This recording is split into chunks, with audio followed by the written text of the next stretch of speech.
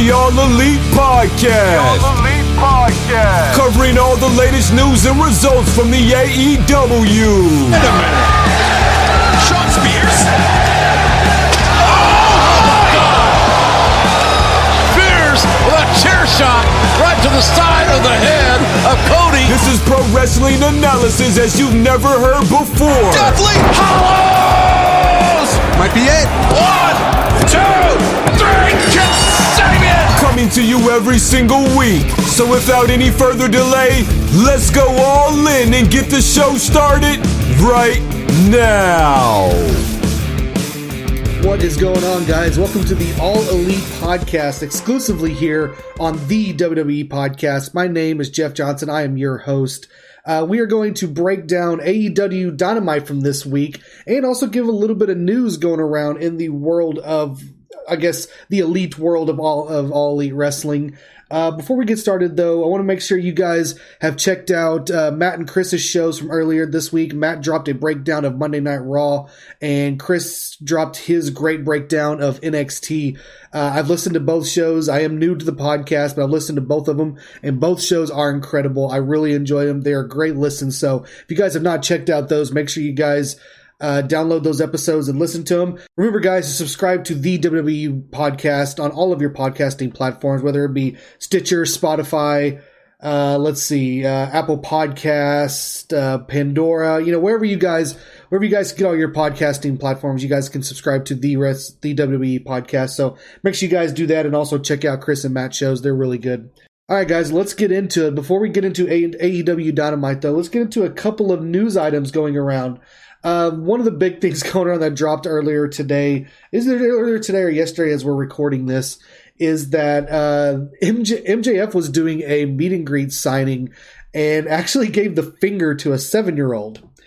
And it turns out the dad was not a big fan of that and went and complained to Cody on Twitter about it.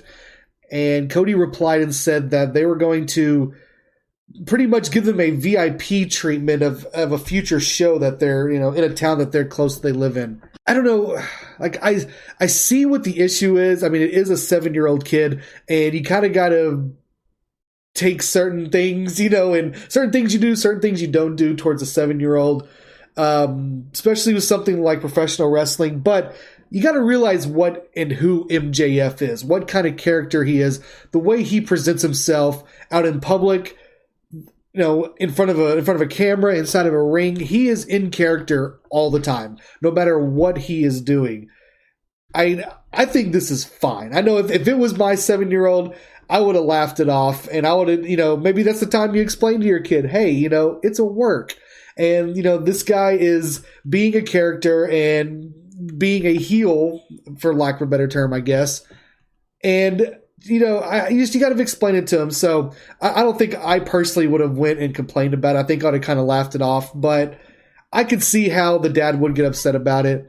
But, it's MJF, and you just got to know, what you're getting yourself into when you walk up to his table and you're asking for an autograph, or you're asking to take a picture, or for him to say something. He's going to be MJF. He's going to do exactly what he does. So, I thought it's hilarious. I thought it was very, very funny. And it's just MJF being arguably the best heel in the company right now. So I'm okay with it. And hopefully this whole thing passes over. There's not any repercussions for him doing this. And, it's just MJF being MJF. So we'll see what happens with it. But hopefully nothing too serious comes out of it. Okay, so the ratings are in for the Wednesday Night War. AEW has defeated NXT in the ratings 906,000 to 718,000. While that might sound like a good number, I'm actually going to kind of go a different direction here with all this. I am happy that AEW won the ratings war. I know they've won quite a bit of them, but this was an episode that I was actually expecting it to be closer to that 1 million mark. I actually put a tweet out with a poll early on Wednesday asking everybody, what do you guys think about them getting past 1 million viewers this week? Because you had the bad Saudi Arabia show for WWE last week. You had the Great Revolution pay-per-view this past Saturday, and then the whole Matt Hardy thing going on, which is the next thing I'm going to transition to in the news. But the whole Matt Hardy thing with him possibly either going to AEW, going somewhere else. His thing talking about just that his career's taking a different trajectory, and a lot of people expected him to be in AEW. So with all that going on, I thought, man, maybe this is the week that AEW finally breaks 1 million, because it just all the planets kind of aligned, everything kind of worked out, and I thought that it would. Well, they hit 906,000, which is a good number and is one of the best numbers they've done. But I'm a little disappointed, though, because I expected them to hit that 1 million mark. And I know they have some things going on behind the scenes, bringing in some new talent that could possibly bring in some new eyeballs and some new viewers. So I do think they're going to hit that 1 million mark fairly soon. I'm surprised it didn't happen with this one. I thought this would be the main one, because I figured this show would be closer to kind of a day after WrestleMania type of show. Maybe not to that extent, but with Cody saying that he feels like Revolution, once they want Revolution to be their WrestleMania, I figured this could be a Dynamite that would be close to that, but that's not quite what we got, though. And I guess other fans didn't take it that way either. So 906,000 is good. It is nothing to be upset about, but I was expecting a little bit more. But, congrats to AEW for winning the ratings war this week, and hopefully they do hit 1 million sooner than later. All right, so the last thing I'm going to touch on before we get into Dynamite, guys, is we touched on it a few minutes ago about Matt Hardy. Well, Matt Hardy's series finale for his YouTube show, Free the Delete, was released on Wednesday, and it had a very special cameo at the end of it. Matt Hardy walks out of the Hardy compound to the gate, and an Escalade shows up. Well, who gets out of the Escalade but the Young Bucks do? And Nick Jackson said, "Matt, what's going on?" And Matt looks at him and said, "Bucks of Youth, I knew you would come." And so this started this whirlwind on social media that, okay, Matt Hardy is AEW bound, that he's met with the Young Bucks and he's on his way. I'm not 100% sure if that's the case yet, though, guys. Matt Hardy has had an extensive history with the Young Bucks. He and Jeff have done stuff with the Young Bucks back when they were in Ring of Honor together. They've done all kinds of things, and he could still do stuff with the Young Bucks and not technically be a part of AEW. I mean, he's a free agent. He can pretty much do what he wants. Do I think he will end up in AEW? I do. I do think that's going to be his destination once it's all said and done. But I don't know if it's going to be as soon as everybody's kind of thinking. People were expecting Matt Hardy to be on Dynamite this week, and he wasn't. And me personally, I'm sitting back there going, well, it's not going to be that soon. They're going to play it off, and they're going to make everybody wait, because AEW has been doing a lot of mysterious things lately, making people guess, keep them on the edge of their seat about what's going on. And this is going to be no different. Matt could be the Exalted One, which is what a lot of people are thinking. He could be associated with a certain legend that showed up on Dynamite this week, which we're going to get into here in a little bit as well. There's different things that Matt Hardy could do, and I think sooner than later we will find out what's going on with him. But I do think AEW is going to slow play this. I think Matt Hardy's going to slow play this as well. I could see Matt Hardy releasing something with him meeting with Anthem from Impact. I could see him meeting with a couple of wrestlers or somebody higher up in New Japan. I could see that happening. I really could, just to throw everybody off, to make everybody think, or not know where he's going or what he's going to do. That's just what Matt Hardy does. Matt Hardy is a genius, and he knows how to promote himself, and he knows how to make angles into big deals. He's been doing it his entire career. I was talking to a buddy of mine the other day, and I told him, hey, remember back in 2001, 2002 when Matt Hardy was doing the internet stuff, when nobody really even knew what the internet was? Matt Hardy's always been that. He's always been a guy that's ahead of the curve and always made things better than they should be, because as great as the broken gimmick is, it's very weird, and it's something that a lot of people don't get, and it is very, very out there. But Matt Hardy portrays it so well that he makes it into a great gimmick. So Matt Hardy and the Young Bucks and everybody in AEW, they know what they're doing right now. And when Matt Hardy does debut, if and when he does debut on AEW, it's going to be a big deal. And it's going to be a slow play, but I don't think we're going to have to wait too terribly long. I think we'll know something maybe within the next couple of weeks. So keep your eyes out for what's going on with Matt Hardy. All right, guys. Well, with that being said, let's get into this week's AEW Dynamite. I thought this was a pretty good show. Maybe I was expecting a little more out of it. There was a lot of promos on this show. It was very promo heavy, which coming out of a big pay-per-view, I can see that because you're going to start setting up new feuds.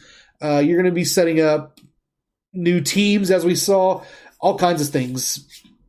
So it was a very newsworthy episode, and let's dive right into it, guys. So AEW was live from Broomfield, Colorado, right outside of Denver, for the 22nd edition of AEW Dynamite. The show started with the new AEW World Heavyweight Champion, Jon Moxley. Moxley came out, and it was very similar to the promo that he cut at the end of Revolution last Saturday. He was really thanking the fans for their support, saying that the title it's not just his, it's theirs, and just being a super big baby face about everything. And of course, that's a great spot for him. The fans just love this guy. They eat up every single thing that he says. But he was interrupted by Chris Jericho and the entire Inner Circle. Jericho came out saying that he doesn't need a belt to be Le Champion, which I'm actually glad that he said that because I had the same thought as well. And I hope he keeps using the Le Champion moniker even when he's not the champion, because that's such a Chris Jericho thing to do. So I hope he does keep that going. But Jericho pretty much put the entire AEW on notice, saying that pretty much everybody, Moxley's pissed him off. And they're going to be running roughshod over everybody until Jericho pretty much gets back with what's his. Jericho did make a promise that if Moxley walks out of Dynamite on his own power, he will pretty much take himself away for 60 days. That he will not be seen for 60 days, and that Moxley won't have to deal with him. When he made that stipulation, my first thought was, okay, Moxley's gonna get through this. He's gonna get out because Jericho's got the Fozzy tour coming up, and this would be a good way to kind of write Jericho off a little bit.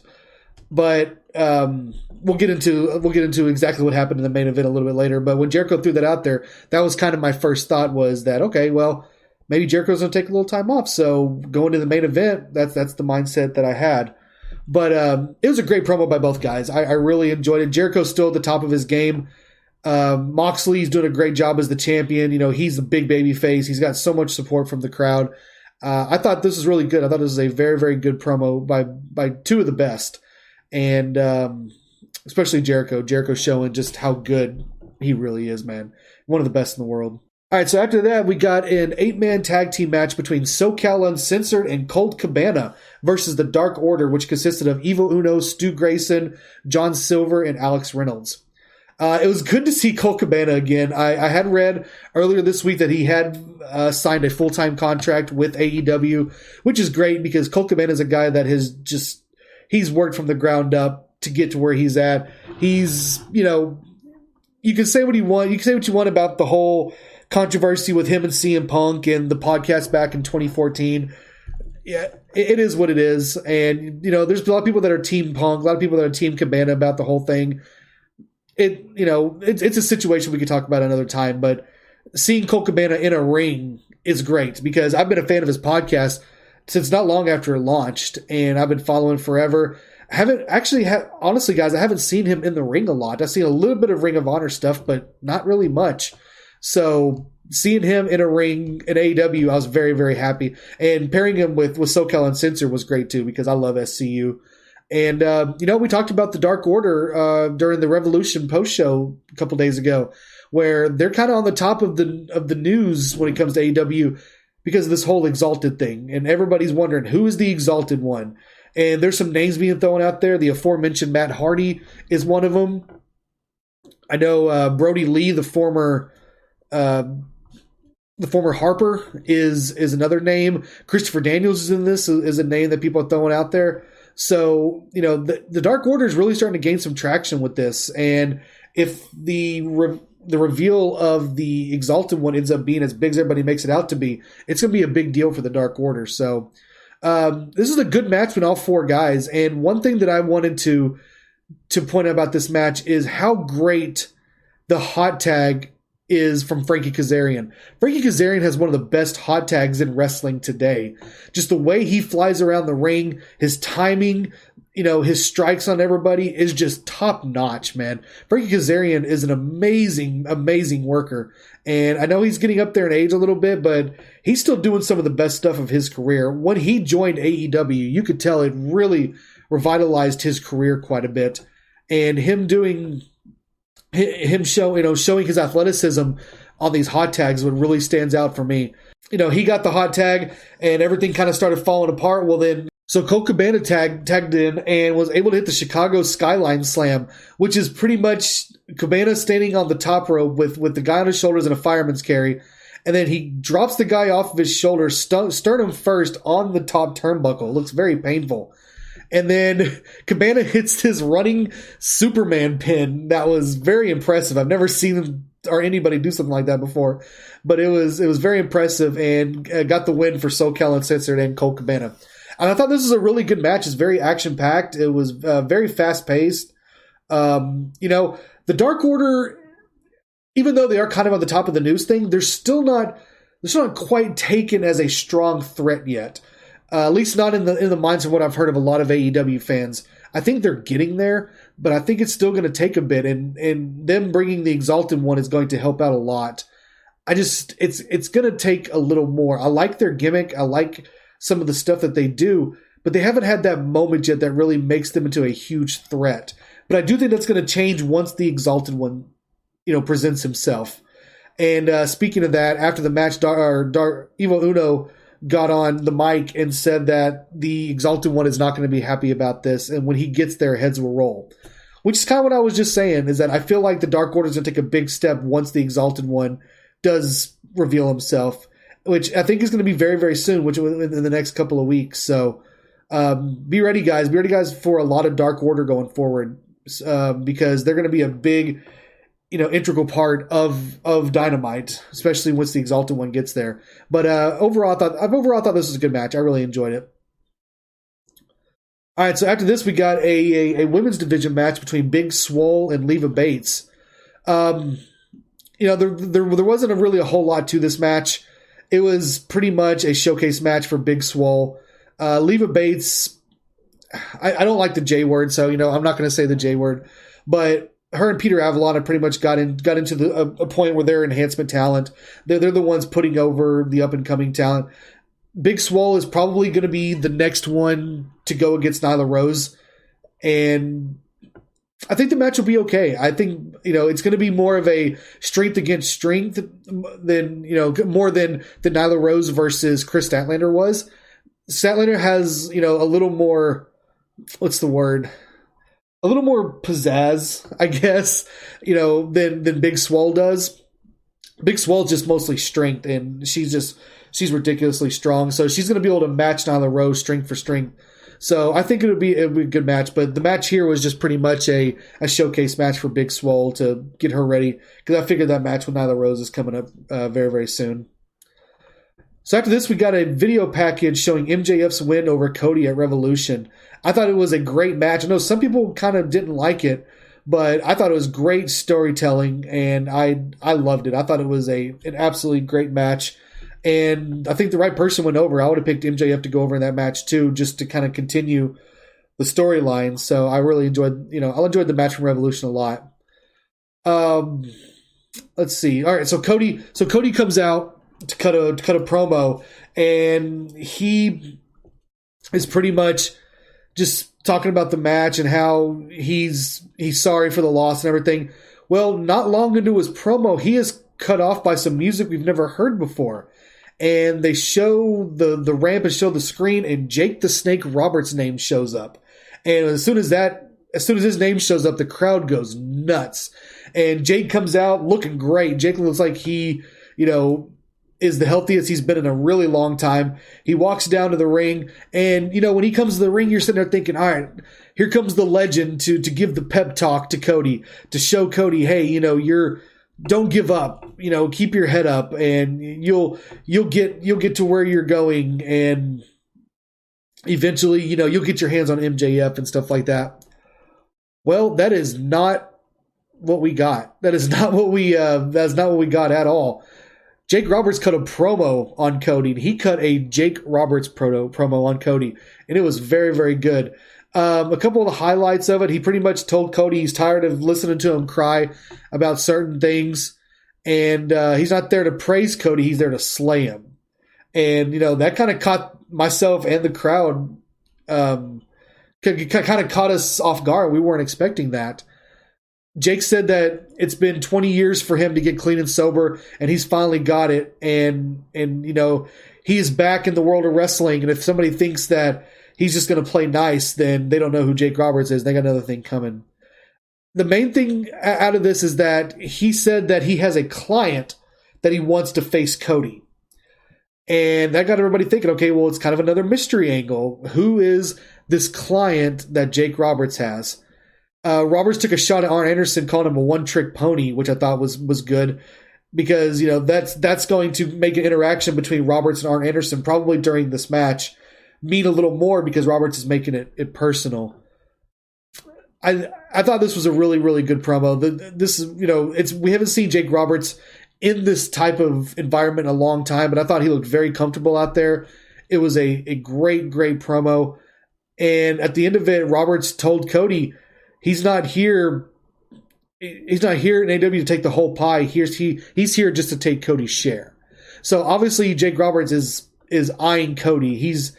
Cody's the one he's going for. That's it. Which seems like to be what happens for a lot of people either debuting or coming in to the organization, because we saw that with Butcher and the Blade, and now we're seeing this with Jake Roberts and whoever his client is that's going to be coming in. It's going to be going against Cody. So this was great. This was a great, great promo by Jake Roberts, and Cody did the right thing by not saying anything. He just kind of stood there and took it. He was kind of dumbfounded about everything that Jake said, and that's the way it should have been. Cody played this to perfection, and I love the way he did it. As to who the client could be, there's a couple names out there, kind of very similar to the Exalted one. It's kind of the same list of guys. I know Lance Archer's coming in soon. He was announced to actually be on the show, but unfortunately he wasn't on it. But he's making his debut soon. Brody Lee, who is the former Harper, we talked about him possibly being the Exalted one. He could also be the client for Jake, which me personally, I think I like that better. I like Brody Lee being with Jake Roberts because Brody has not been the greatest promo. He's okay when he was Harper. We heard a few promos for him. But having a mouthpiece like Jake Roberts in your corner, that would be huge for him. And I would love Brody Lee being like just this killer that's got the maniacal Jake Roberts in his corner. I think that makes a lot of sense. That would be really, really good. So Jake didn't give a timeline on when we would know who the client is, but we will find out very, very soon, though. So if I had to guess, I would say it's probably going to be Lance Archer. But I would love if it was Brody Lee. But we'll see. And it's going to be either way. I like both guys, and whoever he debuts or brings in, it's going to be a big deal going against Cody. So after this, we got the entrance of Pac. Pac's going to be going one-on-one with Best Friends member Chuck Taylor. As we know, Pac fought Orange Cassidy at Revolution this weekend. It was one of the sleeper matches, in my opinion. I didn't go into that match with very high expectations, and it really delivered. It was a lot of fun. And we learned a lot about Orange Cassidy. And they also showed how great Pac is. Pac is just absolutely incredible. He's an amazing wrestler, amazing athlete. And now we got to see Pac go against Chuck Taylor. This match, it was pretty good. I've been a little critical of Chuck Taylor matches in the past because I have thought that Trent's the bigger star and Trent's the better wrestler, but Chucky T really impressed me in this match. And a lot of it is going against Pac because Pac is pretty much good against everybody. But this match was very, very good. Chuck had a couple of moments where it looked like he could win, but Pac was able to find a way to overcome and left on the brutalizer and got the victory right around 10 minutes or so. I mentioned this on the Revolution show that I'm a huge Pac fan. I've been a fan of his for a very, very long time. And I like the Best Friends also. I've came to really, really start digging them over the last couple of months. And I do think there's a big Pac versus Orange Cassidy match coming up sooner than later. But before that, we learned about some a new group that's getting put together here. Pac was looking like he's about to attack Chuck E. Cheese some more. So Trent got in the ring, got in Pac's face. Well, then Cassidy kind of pushed Trent out of the way and got in Pac's face. Well, when this happened, the Lucha Bros hit the ring and hit a double super kick on Cassidy and started cleaning house. The Lucha Bros ended up teaming up with Pac to completely take out all members of the Best Friends. Pac got on the mic and said that the three of them are now known as the Death Triangle. So it looks like these three guys are going to be a faction going forward. I know some people don't consider three member teams a faction. I do. I always kind of have. Ever since the NWO, I guess, because when Hall, Nash, and Hogan were the only three, I consider them a faction. So I've always been like that I think three-man groups are factions. But I really like this group a lot. I'm a big fan of the Lucha Bros, especially Pentagon. I've been a fan of his for a long time. This is a very exciting trio here because all three guys are high flyers. They're all three great wrestlers. I think Pac and Phoenix are two of the best high flyers in the world. And now you put them together, and this is going to be a very, very dominant trio. I am starting to wonder if maybe they're going to be introducing some trio titles soon. Because, we got the Best Friends. We got this team now. You could throw the guys from the Inner Circle in. You could throw the guys from the Elite in. Once the Exalted One shows up and some more members go into Dark Order, you can make a three-man team out of that. They're there. The three-man group is there. SCU, of course, they're a three-man team. I'm starting to wonder if we got six-man tag team titles coming soon because it's really starting to feel like AEW is putting a spotlight on three-man teams. So I'd be okay with that. And I think Pac and the Lucha Bros would be a great team to start with those six-man tag team titles. So we'll see what happens. We'll see if they're coming. But I had a guess. I would say they probably are.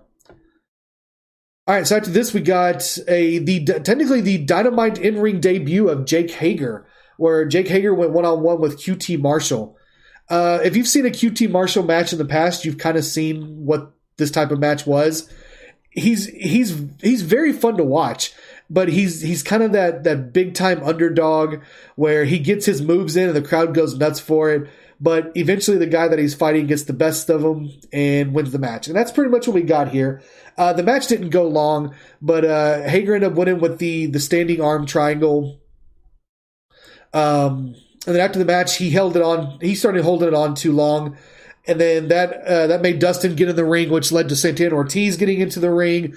Cody came out to make the save. Matt Jackson came out. It just became a huge cluster inside the ring between the Elite and the Inner Circle. I noticed that Nick Jackson was not there, and he talked about on Being the Elite this week that his wife is pregnant and going to be having her child at any day now. So congratulations and thoughts to Nick Jackson and his family on their newborn child, and hopefully everybody's happy and healthy and the birth goes without a hitch.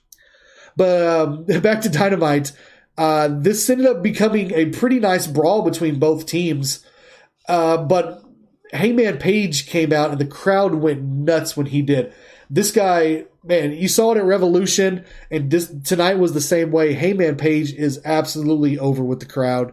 He came in and put his beer, he had a beer in his hand, and he put his beer on the ring post, and Jim Ross was kind of making it out to be, well, what side is Heyman on? Who's he going to help? Is he going to help the Elite? Is he going to help the Inner Circle? That was kind of the story that Jim Ross was trying to tell on commentary.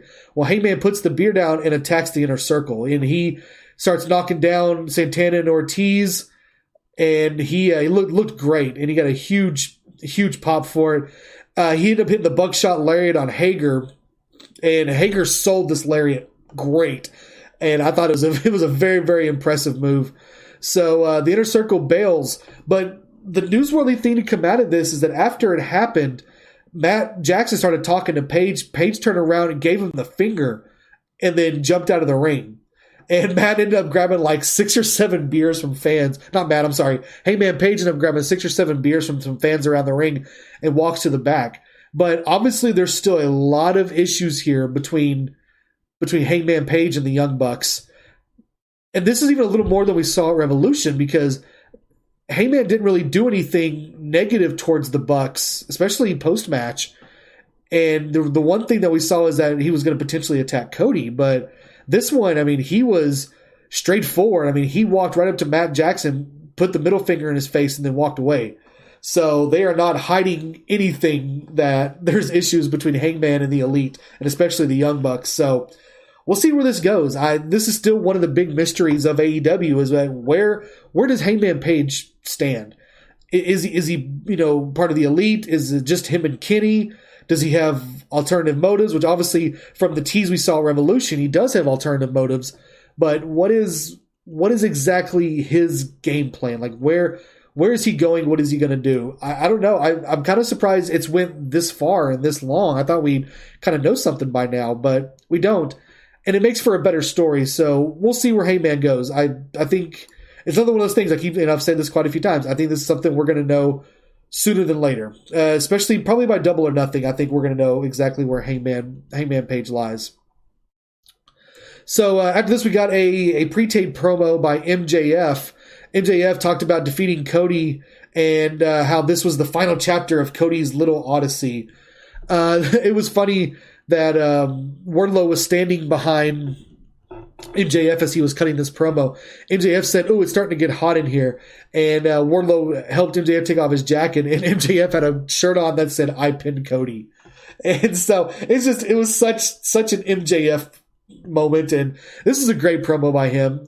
I said it earlier, guys, MJF is one of the best, if not the best heel in all of wrestling right now, because it's not just a role to him. This is something that he takes very, very seriously. He doesn't want to be known as a cool heel. He wants to be known as the guy that you hate, and that's exactly what he is. So, one thing I do want to mention that also in this promo is that he did mention AEW World Heavyweight Champion Jon Moxley, which is great because I said on the Revolution show that I hope this comes down to Moxley versus MJF because I think it's a natural matchup. It'll be a natural build between both guys. You have the kind of everyman in Jon Moxley versus the cocky heel, rich guy heel in MJF. I mean, it's a perfect matchup. And MJF told Moxley straight up, I'm coming for your title, but I don't care if it's you. I don't care if it's Cody. It doesn't matter to him who he is. He's going to become the AEW World Champion. So MJF has title intentions, which is great because he's at that point where, in my opinion, he should be looking that way.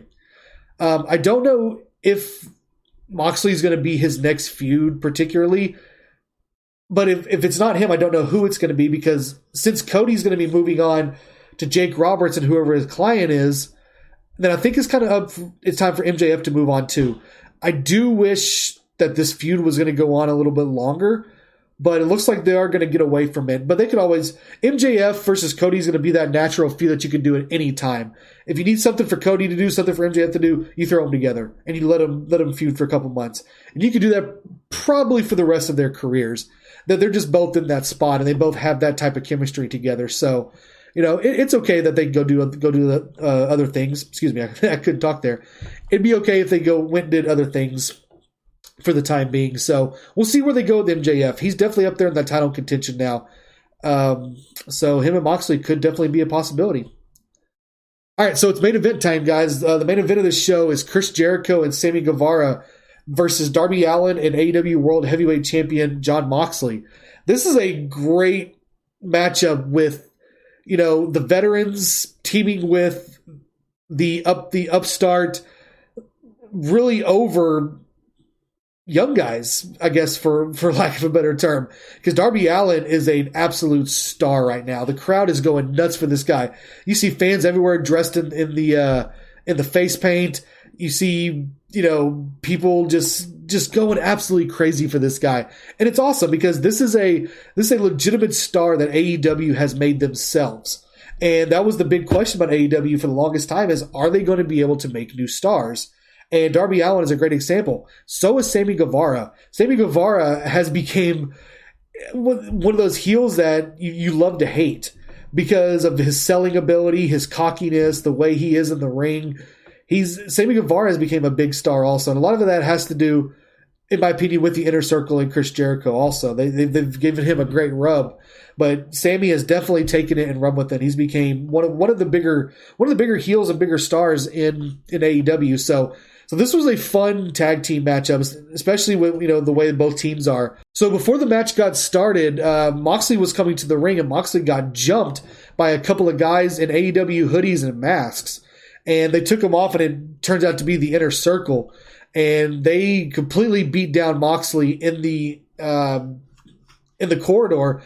And Jake Hager ended up putting a head and arm choke on Moxley to choke him out. And what that did is that left Darby Allin by himself in the ring against Chris Jericho and Sammy Guevara. So this ended up turning out to be a handicap match, and this was a really, really fun match. Darby Allin started off on fire, attacking both guys. He looked very, very impressive. But then the rest of the Inner Circle came around the ring, and Excalibur even said, well, this 2-on-1 handicap match just became a 5-on-1 match. And they kind of started wondering if Darby could get through this. Well, Jericho and Guevara ended up taking over, and they took over through most of the match. But toward the end, Allin was able to fight back. He ended up hitting a flipping stunner on Sammy, went up top and hit a coffin drop. And almost got a 3 count. It was very, very close, but Jericho was able to slide in and break it up. It was a great near fall. Crowd went nuts for it. One of the main talking point to come out of this match, though, was right at the end of the match. Darby Allin went for a suicide dive, and Jericho ended up hitting a Judas Effect elbow to Darby Allin in midair and knocked him out cold, pretty much. Well, there's some reports after Dynamite that Darby Allin had to go to the hospital because of this. I don't know. I haven't heard if it's kayfabe or not, if he legitimately got hurt and had to go, or if this was just putting over, the devastation of the elbow in the spot. I don't know. I haven't heard, so I'm not 100% sure if it's legit. I think it is legit if I had a guess, but I'm not 100% sure though. But Jericho hit that elbow. Darby Allin fell to the ground like a lump. It was kind of a nasty landing. Jericho rolls him in and gets the pinfall for his team. So I thought it was a very, very good match. I thought Darby Allin showed a lot of heart. Oh no, I'm sorry. Sammy Guevara got the pin. I'm sorry, not Jericho. Sammy Guevara got the pin. But this was a good showcase match for Darby Allin. Like I said, he's a big star. He took on both guys. One of them being, the AEW champion former AEW champion that just lost the title, and Darby showed that he belonged against both guys. And this guy is going to be a main event player for a very, very long time. But this capped off a pretty decent night for the Inner Circle. As they're celebrating the ring, Moxley comes out with a chair and comes to the ring, but the numbers game gets to him, and Hager ends up hitting Ortiz from behind, knocking him out of the ring, drags him up the stage, and the entire Inner Circle ended up hitting a big powerbomb off the stage through a table to Moxley. So Moxley's laid out to end the show, which is exactly what Jericho said he was going to do at the beginning of the show. And so Jericho does not have to leave for 60 days because he made the promise that Moxley would not leave on his own accord, and he didn't. And one of the last visuals they showed was all 5 members of the Inner Circle standing up on the stage, flipping off Moxley as he's laying there through the tables. Which, I thought was a really good visual because that's kind of Moxley's attitude. Don't care about anything and live by that moniker. So it was the Inner Circle pretty much telling him, we don't care about you either, and we're not playing around anymore. We're taking over. So it was a great night for the Inner Circle. They looked strong. They got a lot of heat. The crowd was booing them, which is a great sign. And something I love about the Inner Circle and Chris Jericho in particular is that they have this whole thing going on where the crowd likes to cheer Chris Jericho. Or not cheer, I'm sorry. They like to sing his song when he comes out, and they do cheer him when he comes out. But the Inner Circle is so conniving and so backstabbing that by the time it's all said and done, the crowd's against him and they're booing him, booing Jericho and the entire Inner Circle. So that was a great spot and a great way to end the show with some heat on the Inner Circle. So guys, overall, I thought Dynamite was a very, very good show. I didn't think it was it was quite as good as some of the lead-up shows to Revolution. Especially the Go Home show Revolution last week was incredible. It was an awesome show. I thought this one was okay, though. It was definitely a fun 2 hours of wrestling. I really, really enjoyed it. And I thought it was a good job of showcasing guys like Darby Allin and continuing some storylines and making some new ones. Getting the surprise of Jake Roberts was really, really cool. I wasn't expecting that. Not many people were. And, we get another surprise coming in. Who's the client of Jake Roberts? We got the Exalted One for the Dark Order. Who's that going to be? I mean, a lot of questions in AEW that's really keeping people on the edge of their seat, and that's great because that's going to get people to tune in next week and to see what's going on. So overall, very, very productive, very good show of AEW Dynamite, guys. If you guys haven't checked it out, make sure you guys go give it a watch. It was a good show. Very good wrestling show from top to bottom. All right, guys, that's going to do it for me for tonight. I hope you guys enjoyed the show. Thanks again to WWE Podcast for giving me the opportunity to do this. I'll be doing this once a week for you guys, break down AEW Dynamite, giving the news and happenings around the organization. And, of course, anytime there's a pay-per-view, we're going to be doing a breakdown of that too. So with that being said, guys, I appreciate it. Make sure you guys follow me on Twitter. I'm at RunWithTurtles. Like I said, it's a very odd name, but it is my moniker for my Twitch gaming channel. So make sure you guys follow me on Twitter. If you guys have any questions, you guys want to talk about anything, whether it comes to AEW or anything in wrestling in general, you guys can message me. I watch all the product. So, hit me up. I'm easy to get a hold of. So, all right, guys, with that being said, I'm done rambling. I hope you guys have a great night and a great rest of the week, and I'll talk to y'all soon. Take care.